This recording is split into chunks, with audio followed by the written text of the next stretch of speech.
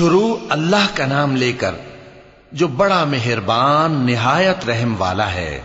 ناپ اور تول میں کمی کرنے والوں کے لیے خرابی ہے۔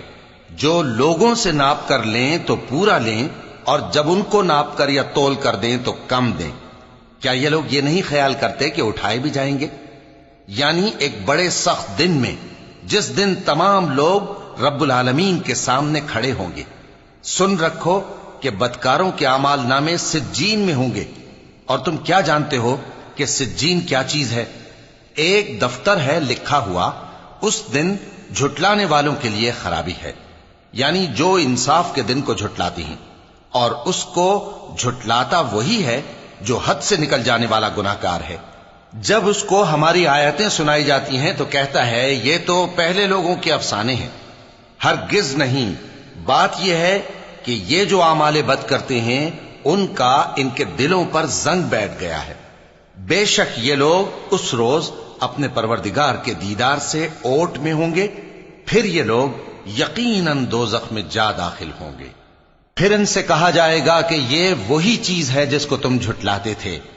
یہ بھی سن رکھو کہ نیکوکاروں کے اعمال نامے علیین میں ہوں گے۔ تم کو کیا معلوم کہ علیین کیا چیز ہے؟ ایک دفتر ہے لکھا ہوا جس کے پاس مقرب فرشتے حاضر ہوتی ہیں۔ بے شک نیک لوگ نعمتوں میں ہوں گے، تختوں پر بیٹھے ہوئے نظارے کریں گے، تم ان کے چہروں ہی سے نعمت کی تازگی معلوم کر لو گے۔ ان کو شراب خالص سر بمہر پلائی جائے گی جس کی مہر مشک کی ہوگی۔ تو نعمتوں کے لیے ریس کرنے والوں کو چاہیے کہ اسی کی ریس کریں، اور اس میں آب تسنیم کی آمیزش ہوگی۔ وہ ایک چشمہ ہے جس میں سے اللہ کے مقرب پیئیں گے۔